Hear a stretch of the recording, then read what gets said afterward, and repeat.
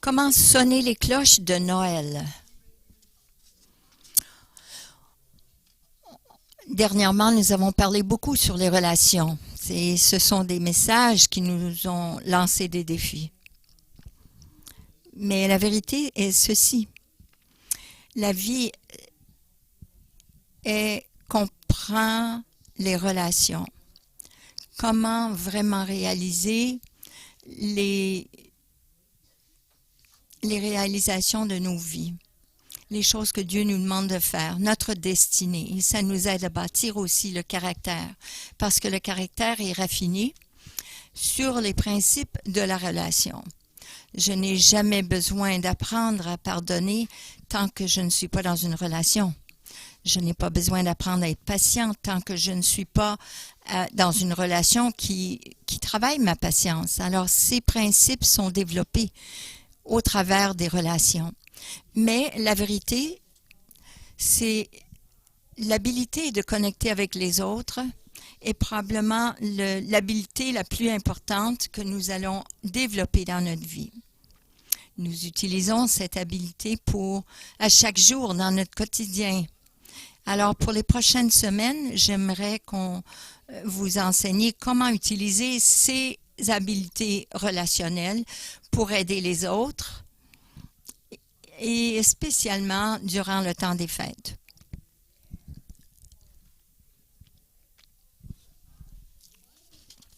La parole de Dieu nous dit comment être responsable d'être le sel et la lumière. Matthieu 5, 13 à 16 nous dit « Vous êtes le sel ». Pas que vous devriez l'être ou que vous avez la responsabilité d'être, mais vous êtes déjà le sel de la terre. Vous êtes la lumière du monde. Et comme Sandy nous a dit, de quelle brillance est notre lumière? Nous sommes déjà une lumière. Je ne veux pas être une lumière de nuit, je veux être beaucoup plus que cela. J'aimerais être un phare. Alors, laissez votre lumière briller devant les hommes afin qu'ils voient votre belle manière d'agir et qu'ainsi ils célèbrent la gloire de votre Père céleste. Alors, on peut être d'accord que le but du sel, c'est d'ajouter de la saveur et de préserver aussi la nourriture. Et la lumière est pour révéler et d'attirer. Alors, être la lumière et le sel, ça a tout à faire avec l'influence. Ça a tout rapport avec l'influence que nous avons autour de nous, dans notre entourage pour l'évangile du royaume ou de l'évangile de Christ. Mais de quelle façon est-ce que moi je peux être une influence à ceux autour de moi? Et spécialement une influence pour l'Évangile. Je peux influencer les gens, mais d'être une influence pour l'Évangile de Christ, ça prend beaucoup plus. Je veux être une influence pour Dieu. Alors aujourd'hui, j'aimerais vous aider à être une influence positive durant cette saison de Noël. Et j'aimerais vous enseigner comment sonner vos cloches de Noël.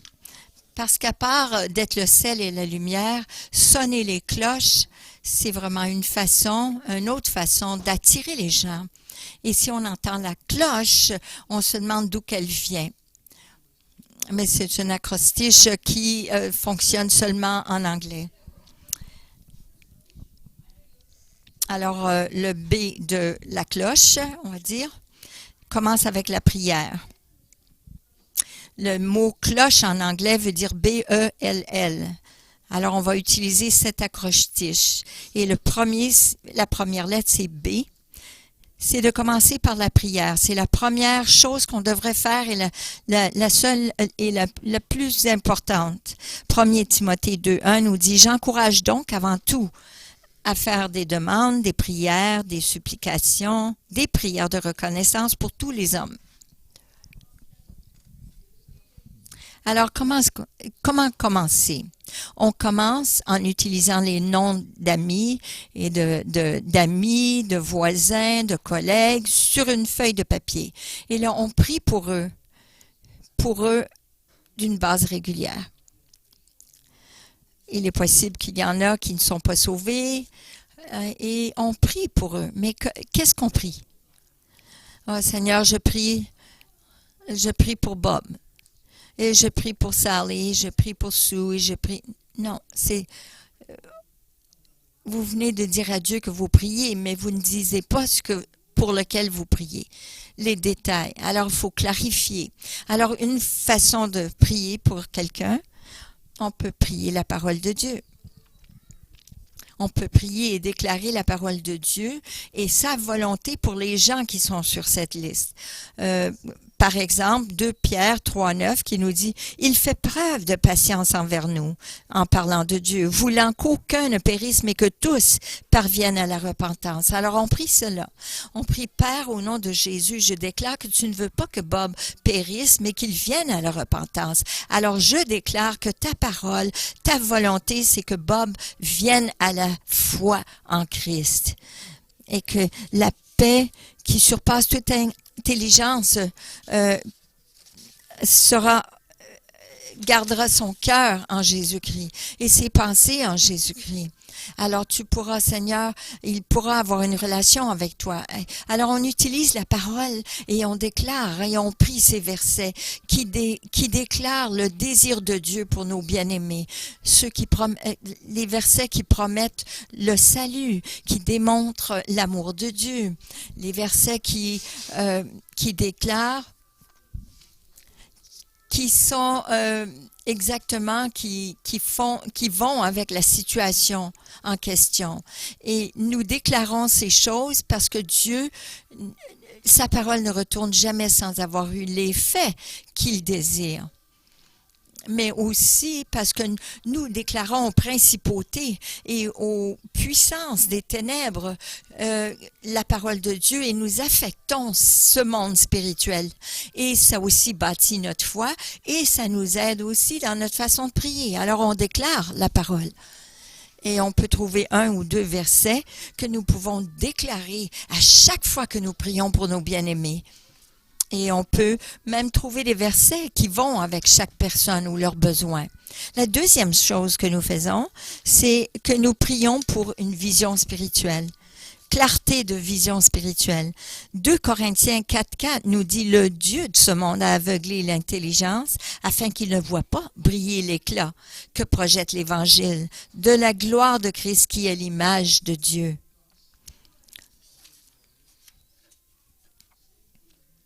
Satan les a aveuglés, leurs pensées, pour qu'ils ne voient pas et qu'ils ne perçoivent pas, qu'ils ne comprennent pas ce que Dieu est en train de leur dire. Et vous savez, des fois, vous parlez avec les gens et ils ne comprennent pas ce qu'on est en train de leur dire parce que Satan les a aveuglés. Je me rappelle avant que je sois chrétien, j'allais au bureau du professeur et je leur demandais des questions par rapport au sujet des choses que j'avais à préparer. Et je voyais, il y avait une vingtaine de versets qui étaient sur son mur. Il était chrétien, ce professeur, mais mes pensées ne pouvaient pas percevoir ces versets sur le mur parce que mon intelligence était aveuglée. Mais lorsque je suis venue à Christ, j'ai soudainement compris ces versets. Un ami à moi est venu au Seigneur et soudainement, elle a dit « Maintenant, je comprends. » Et elle dit, maintenant, je lis la parole de Dieu, ça fait 5 ans. Ça fait 6 ans, non, pardon. Depuis le temps qu'elle avait 22 ans. Et elle ne comprenait pas ce qu'elle lisait, mais maintenant qu'elle est chrétienne, ça avait du sens. Elle comprenait ce qu'elle lisait. Alors, Satan, il aveugle nos pensées. Qu'on ne comprenne pas l'Évangile, ou on ne peut pas en faire du sens.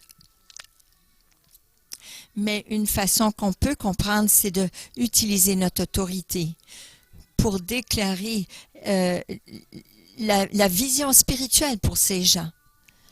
Et j'ai écrit un livre là-dessus et j'ai partagé ça aux gens aux Philippines.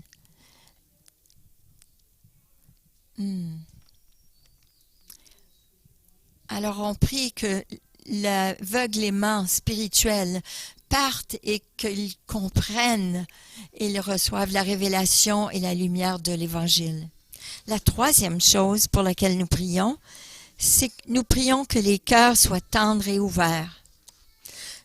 On se rappelle de la parabole du semeur, Marc 4, verset 15, qui nous dit « Certains sont le long du chemin » en parlant de la semence de la parole, où la parole est semée. Et dès qu'ils l'ont entendue, Satan vient et enlève la parole qui a été semée en eux.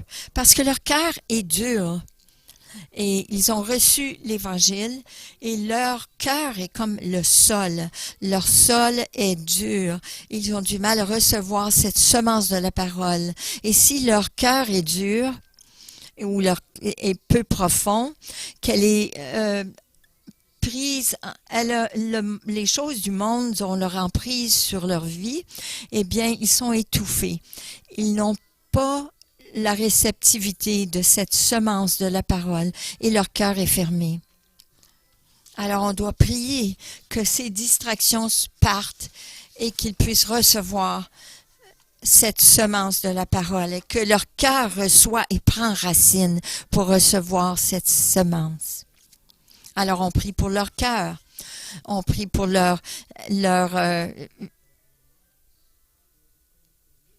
on prie pour leurs pensées, que leurs pensées soient libérées. 2 Corinthiens 10, 4 et 5 nous dit « Les armes avec lesquelles nous combattons, elles sont puissantes, grâce à Dieu, pour renverser des forteresses.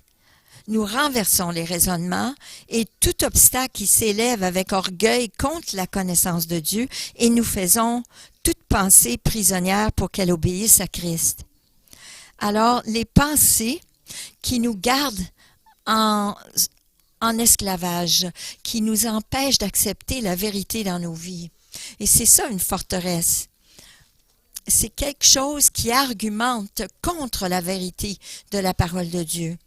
C'est comme ça que la société fonctionne maintenant. Il y a beaucoup de forteresses qui résistent la vérité de la parole de Dieu. C'est toujours contre la parole de Dieu. Et ce qui arrive, c'est que ces forteresses capturent les pensées des gens et les rend résistants à la vérité, ou même les captivent.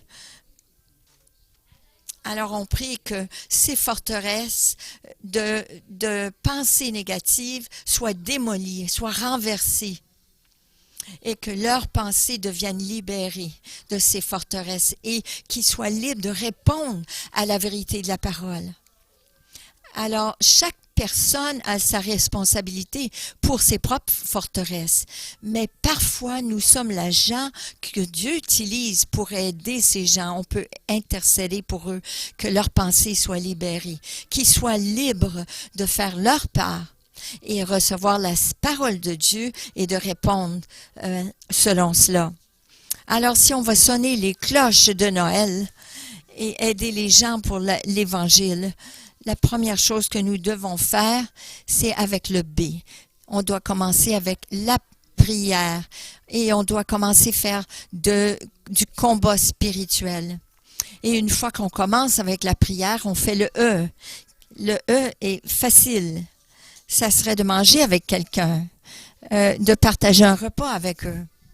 Alors, si on veut toucher et influencer les gens pour le royaume de Dieu, on doit les inviter chez nous ou les inviter au restaurant à prendre un café. On peut avoir un repas complet au Tim Hortons pour 5 $ pour une personne. Alors, vous pouvez inviter quelqu'un pour un repas. Moi, je suis un picsou, alors je ne vais pas avoir un double burger, mais je vais avoir quelque chose pour 5 $. Parce qu'il y a quelque chose qui a à faire avec manger avec les gens, qui bâtit les ponts. Il y a quelque chose qui concerne manger avec les gens. J'étais avec des pasteurs, par exemple, vendredi dernier. Et c'était extraordinaire comment on a connecté si rapidement ensemble. On ne se voit pas souvent, mais on était ensemble à manger et on a connecté ensemble. Et vous voyez, c'est pour ça que l'Église primitive, ils ont passé beaucoup de temps à manger ensemble parce qu'ils voulaient bâtir des relations. Acte 2, 46 à 47 dit, « Ils rompaient le pain dans les maisons, ils prenaient leur nourriture avec joie et simplicité de cœur. Ils louaient Dieu et avaient la faveur de tout le peuple. » Vous savez que Jésus, souvent, et ses enseignements étaient autour d'un repas. Beaucoup de choses qu'il faisait étaient autour d'un repas. Même son premier miracle était autour d'un mariage. Et son dernier repas était près de la mer de Galilée, où c'est qu'ils ont fait un fish and chip ensemble avec ses disciples. Et l'Église primitive, manger un repas avec les autres, était considérée une démonstration puissante de l'acceptation et de l'amour. Que s'il y avait une personne qui était immorale, péchereur ou pécheresse, la meilleure façon de punir cette personne, c'était de refuser de manger avec elle.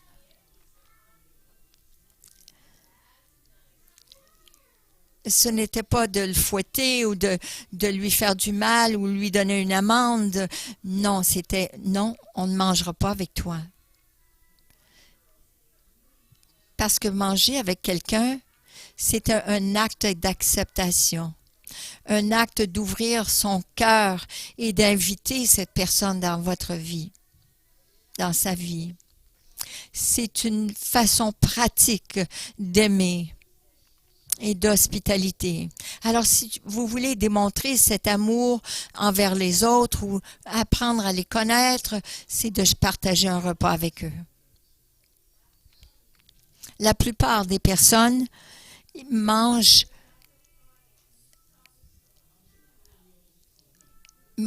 la personne, on va dire moyenne, mange 21 repas par semaine. Ou bien 90 repas par mois. Ça serait merveilleux, n'est-ce pas, si on pourrait juste sacrifier un repas par mois pour faire de la place envers quelqu'un qui ne connaît pas Christ, qui ne connaît pas son amour, un repas sur 90, ou même un repas sur 21.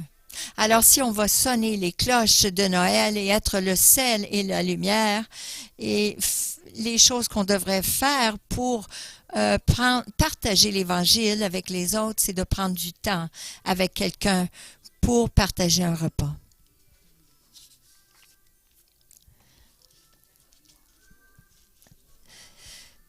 Même pour le déjeuner des femmes, la semaine prochaine, c'est bon d'inviter quelqu'un à ce déjeuner. Ça peut être votre repas de la semaine, si vous voulez. Mais commencez. Commencez par la prière, ensuite partagez un repas ensemble. Et ensuite, écoutez les autres et écoutez Dieu.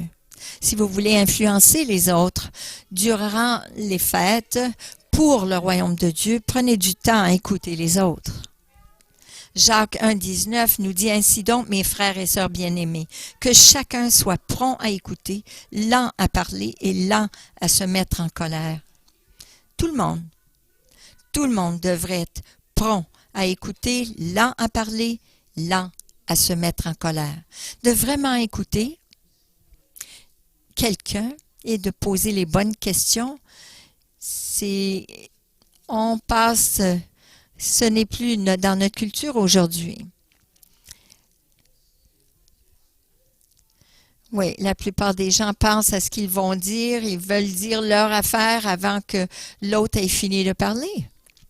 Mais qu'en est-il de l'écoute? Et poser des questions par rapport à ce qu'ils ont dit, afin qu'on les comprenne et de voir où sont leurs cœurs et leurs pensées. Ça, c'est un bon changement pour certaines personnes. Et basé sur ce qu'il nous dit, eh bien là, on peut poser plus de questions intelligentes et apprendre à connaître leur cœur et leur vie. Et s'ils ne sont pas des personnes qui parlent beaucoup, bien là, on peut commencer par des questions pour faire ouverture. Parle-moi de ton enfance ou où est-ce que tu es né ou comment est-ce que tu es venu à vivre à Montréal. Ça, c'est pour une grande histoire pour certains. Ou quelle sorte d'éducation as-tu? Pourquoi as-tu choisi cette carrière? Ça, c'est toujours intéressant. Et vous pouvez juste simplement poser quelques questions par rapport au cheminement de chaque personne. Ou on peut demander des questions plus profondes. Qu'est-ce que tu penses est ta destinée? Ou quelles sont tes priorités pour les prochaines années? Ou qu'est-ce que tu penses est le but de ta vie? Ça, c'est intéressant. Pourquoi est-ce que tu penses que ta philosophie de la vie est la bonne? Et d'écouter ce qu'ils ont à dire. Et lorsque vous écoutez cette personne, une oreille est en train d'écouter Dieu. Et Dieu va nous donner d'autres questions à poser. Ou peut-être qu'il va dire, reste tranquille maintenant. Et continue d'écouter parce que cette personne est sur le point de te dire quelque chose de très important. Et simplement d'écouter les autres est la façon la plus aimante et la plus importante qu'on pourrait faire pour ces gens. J'étais dans une réunion une fois. Il y avait un conflit. Il y avait un conflit entre une personne et le mari de ce couple. Et soudainement, avant que la réunion finisse, elle a dit, mais qu'est-ce qu'il y en est de moi? Moi, j'ai pas eu l'occasion de parler. On m'a rien demandé. Mais Cathy, mon épouse, très sagement, elle a dit ceci. Elle a dit, c'est vrai. On aimerait savoir c'est quoi tu as sur ton cœur, même si elle n'était pas partie de ce conflit. Et ça a développé que c'est à cause de ce qu'elle a partagé, parce que son cœur n'a pas été entendu, eh bien, il n'y a pas eu l'occasion d'avoir de la réconciliation. Alors, c'est important d'écouter ce que les gens ont sur leur cœur. Alors, si on veut sonner les cloches de Noël pour le royaume de Dieu, on doit commencer par la prière, manger avec quelqu'un, apprendre à écouter les autres. Le deuxième L, c'est d'aimer d'une façon pratique.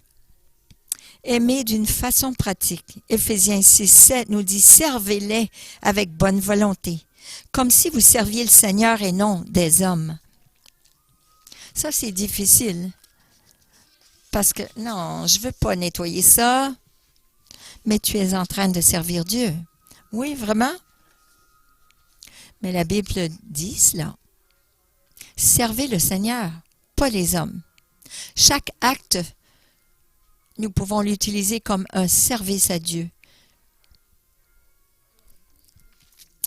Et Noël est un bon temps de l'année pour prendre les occasions pour bénir, servir, donner des cadeaux ou même d'aimer nos collègues, nos voisins, nos amis et nos familles. Un drôle de statistique intéressant. Il y a 2 occasions de l'année où les gens ils combattent la dépression. C'est Noël et la nouvelle année parce que il y a toutes sortes d'attentes de ce que Noël devrait être ou la connexion des familles ou des amis. Ça n'arrive pas comme ça pour tout le monde. Alors les gens sont découragés.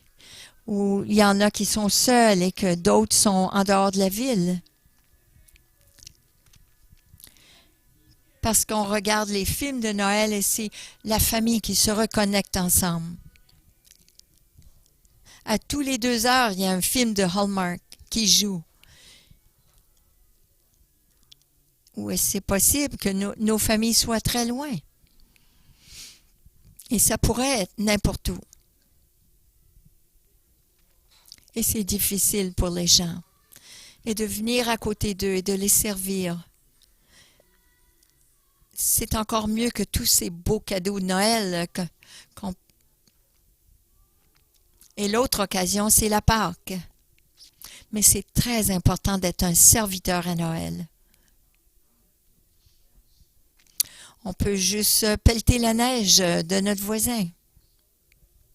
Cet été, j'étais en train de couper les haies et mon voisin a des problèmes de dos. Et j'ai coupé sa haie aussi. J'ai dit, ça fait rien, c'est une demi-heure de plus. Mais il est venu me voir. Il était reconnaissant, il nous a donné des cadeaux. Il a dit, merci tellement. Il l'a pris comme une bénédiction. Et pour moi, c'était juste une demi-heure de plus. Mais pour lui, ça fait la différence. Que j'avais remarqué qu'il avait un mal de dos.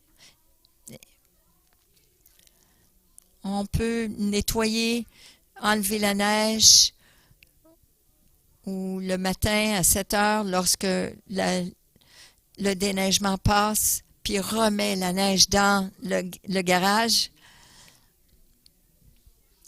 Mais là, on peut aller déblayer la neige. C'est une bénédiction de vider leur poubelle ou de rentrer leur bac à vidange.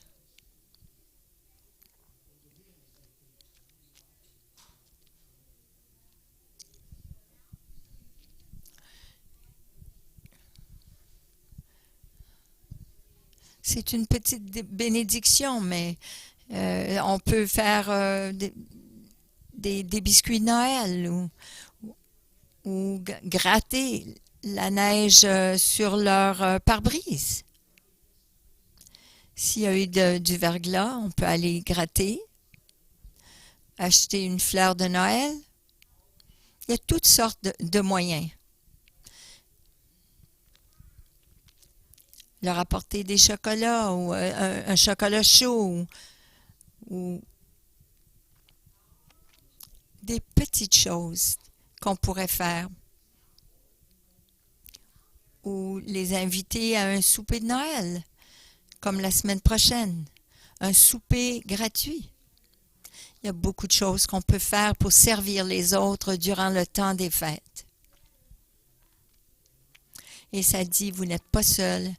Je pense à toi et je veux te montrer que je remarque que tu es mon voisin, que tu as certains besoins.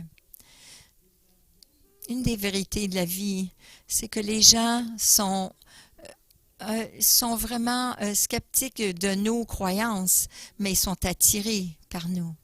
Et de servir les autres sans avoir un agenda, c'est très attirant. Et de servir les autres aussi démontre qu'on est libre en Christ. Galates 5, 13 nous dit, « Vous, mes frères et sœurs, c'est à la liberté que vous avez été appelés. Seulement ne faites pas de cette liberté un prétexte pour suivre les désirs de votre nature propre. Au contraire, soyez par amour serviteurs les uns des autres. » Vous pouvez nourrir des addictions, votre nature pécheresse, vos désirs charnels, mais ce n'est pas une vraie liberté. De servir les autres sans un bénéfice personnel, c'est vraiment une preuve que vous êtes réellement libre. Vous êtes libre de servir les autres sans compensation. Parce que je ne suis pas esclave de mes addictions. Je suis libre de servir. Et lorsqu'on sert les autres, on leur démontre que Christ nous a libérés. Et c'est un bon témoignage de la lumière de l'Évangile. Juste d'être libre de servir les autres. Alors, on ne doit pas seulement commencer par la prière et de manger avec quelqu'un, de les écouter et de les aimer d'une façon pratique, mais il y a aussi une dernière, le dernier L, c'est de partager votre histoire et l'histoire de Dieu avec les autres. Luc 2,10 nous dit, « Mais l'ange leur dit, n'ayez pas peur, car je vous annonce une bonne nouvelle qui sera une source de grande joie pour tout le peuple. » La Bible nous dit qu'on a les plus bonnes, les meilleures nouvelles à partager. Et cette phrase, « grande joie », ça veut dire méga joie dans le grec. Pas juste une petite joie, une joie temporelle, non, c'est une méga joie. Parce que nous avons les nouvelles les plus grandes sur la face de la terre. Et qu'est-ce qu'on fait avec cette méga joie? L'ange nous dit, partagez-le avec les autres, avec tous ceux autour de vous. C'est la meilleure façon de partager votre méga joie. Le partager avec les autres. Colossiens 4, 5 et 6 nous dit, rachetez le temps. Que votre parole soit toujours pleine de grâce, assaisonnée de sel, afin que vous sachiez comment il faut répondre à chacun. Assaisonnée de sel.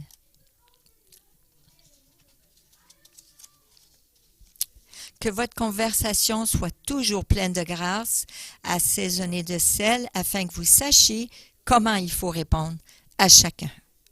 La méga joie doit être partagée avec chacun. Votre histoire, l'histoire de Dieu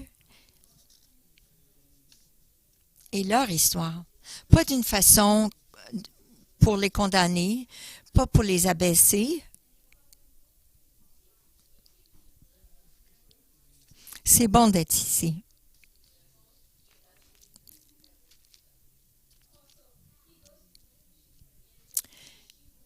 « 42 ans après mon salut, après la première semaine de mon salut, vous auriez pu vous poser des questions si je suis vraiment chrétien. J'ai une histoire embarrassante, alors je ne peux pas abaisser les autres, parce que mon histoire... Oui, on pourrait avoir une compétition de qui a compétition de qui a le meilleur, le pire témoignage. Mais on a toute une histoire que Dieu est en train de changer à son histoire. Alors on peut être rempli de grâce et le partager avec les autres.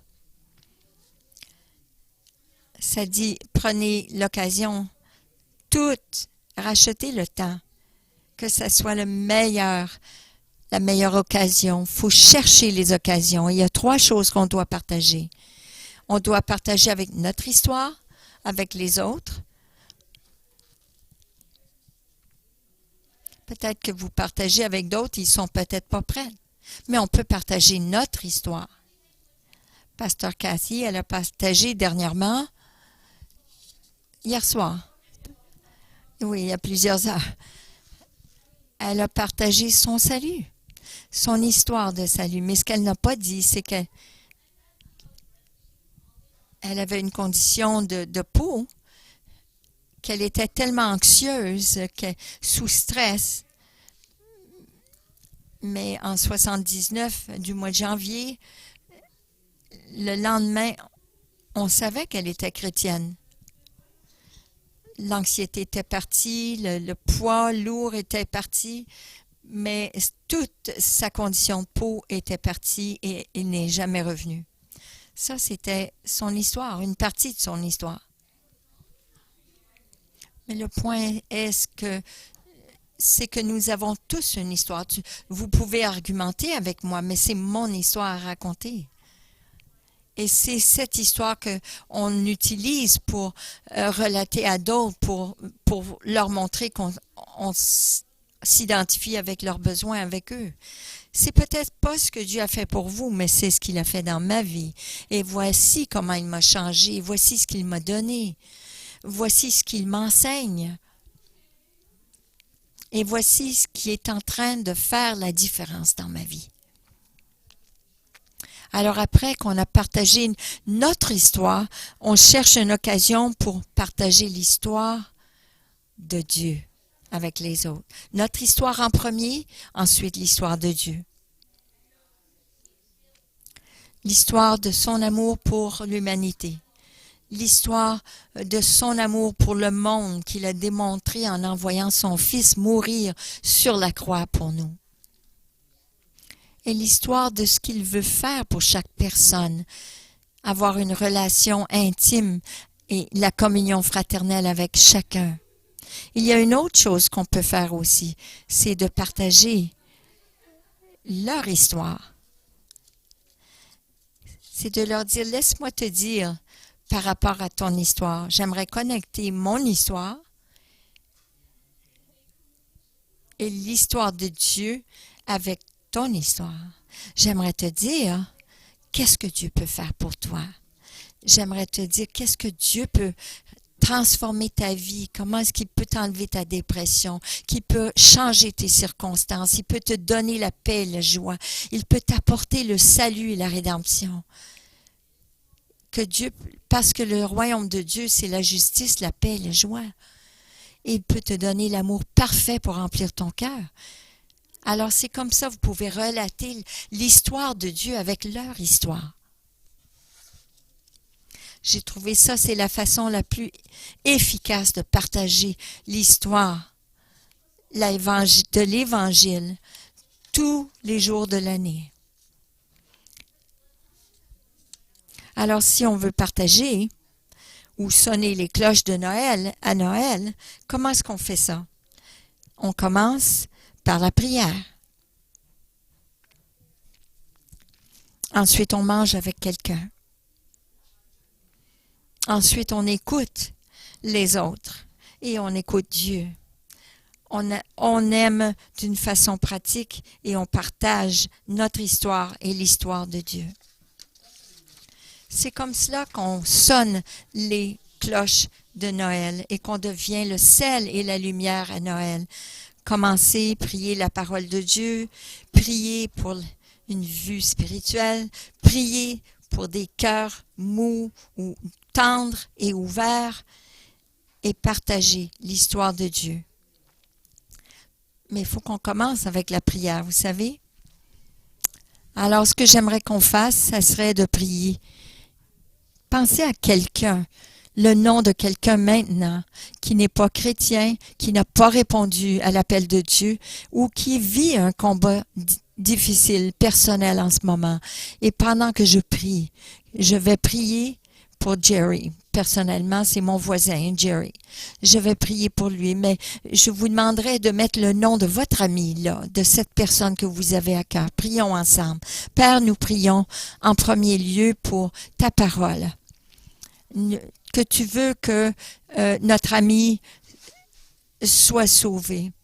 Tu as envoyé ton fils pour mourir pour lui. Tu voudrais qu'il soit né de nouveau, qu'il reçoive le royaume de Dieu. Tu dis que tu as la paix pour lui. Alors je déclare cet après-midi pour Jerry, sur l'autorité de ta parole, que c'est ta volonté qu'il soit sauvé. C'est ta volonté qu'il soit guéri. C'est ta volonté qu'il soit libéré. Parce que c'est ce que sozo veut dire. Et c'est aussi ta volonté qu'il soit amené dans le royaume de Dieu, là où il y a la justice, la paix et la joie. Et c'est ta volonté aussi qu'il soit rempli de la plénitude de Dieu. Seigneur, je prie aussi pour que ses yeux spirituels soient ouverts. Je prie que l'aveuglement quitte son esprit, son intelligence. Et je prie que la vue revienne à ses pensées, qu'il puisse percevoir et qu'il voit la vérité de ta parole, afin qu'il accepte la vérité de ta parole, Seigneur, de ton évangile. Je prie aussi pour son cœur, que son cœur dur devienne tendre, que son cœur dur soit ouvert, celui qui est distrait devienne libre de focusser sur toi, que la semence de la parole, de l'évangile vienne et rentre profondément dans son cœur et qu'il te reçoive le fruit de l'évangile, le fruit du salut, de la vie éternelle. Seigneur, aussi je prie pour ses pensées, que tu puisses le libérer de toute forteresse, toute emprise qui est sur sa vie. Je déclare cela au nom de Jésus. Je renverse ces forteresses qui sont là de sa famille, par la société, par son travail, sa place de travail. Je renverse ces forteresses et qu'ils soient renversés et qu'ils soient ouverts et reçoivent la vérité de la parole de Dieu, pour embrasser, accueillir ta vérité, Seigneur, et qu'il l'accueille. Je prie cela pour Jerry, parce que tu l'aimes et tu veux qu'il soit sauvé. Je prie cela au nom de Jésus. Amen. Je prie que tu as prié pour celui que tu aimes ou celle que tu aimes Et c'est personnel à chacun, mais en 5 minutes, vous pouvez prier de cette façon pratique pour chaque personne que vous avez sur votre liste. Mais après que nous avons commencé par la prière, qu'est-ce que nous faisons? Nous prenons le temps et on dit, hey, est-ce que je pourrais passer, avoir un repas avec toi? Viendrais-tu manger avec moi? Puis là, on les écoute, on écoute leur cœur, ce qui se passe dans leur vie, de voir de quelle façon on peut les servir. Et on cherche des occasions pour les servir, de les aimer. Et là, vous partagez votre histoire. J'étais là, moi. Voici qu'est-ce qui m'est arrivé. Voici ce que moi j'ai passé au travers et ce que Dieu a fait dans ma vie. Et il veut faire la même chose, de même pour toi. Alors, je vous invite à vous lever. Juste mettez votre main sur votre cœur. Père, nous sommes tellement éblouis, Seigneur, par cette occasion de Noël, que tu nous as donné cette saison. Il y a certaines personnes qui ne célèbrent pas Noël, mais chaque personne a besoin. Mais je crois que même si tu ne nous as pas dit de célébrer Noël, tu as touché la société de telle façon que nous sommes poussés à célébrer cette saison, afin que tu puisses toucher les cœurs des gens autour. Et Seigneur, tu ramènes les choses importantes au cœur des gens. Alors Seigneur, nous prions que tu nous utilises en cette saison de Noël, que tu prennes chaque occasion et que nous puissions prendre le temps d'écrire cette liste et que nous commençons par prier pour eux. De prier pour eux, Seigneur. De prier la parole de Dieu sur leur vie, pour leur vue spirituelle, pour que leur cœur soit attendri, que leurs pensées soient libérées. Et Seigneur, nous prions aussi de prendre le temps d'inviter ces gens ou de manger ou de sortir avec eux et de les écouter et de les aimer et les servir et de partager ton évangile avec eux. Nous voulons être le sel et la lumière. Nous voulons être cela, Seigneur, en sonnant les cloches pour toi, Seigneur. Nous regardons ces vidéos, toutes ces drôles de vidéos qui parlent sur les choses de Noël. Mais Seigneur, nous avons besoin de redécouvrir la vraie signification de Noël. Que Jésus est venu pour servir. Et nous voulons être comme toi ce Noël, cette saison. Aide-nous à faire cela, Seigneur. Aide-nous à prendre ce temps. Jésus a pris ce temps de descendre du ciel pour nous.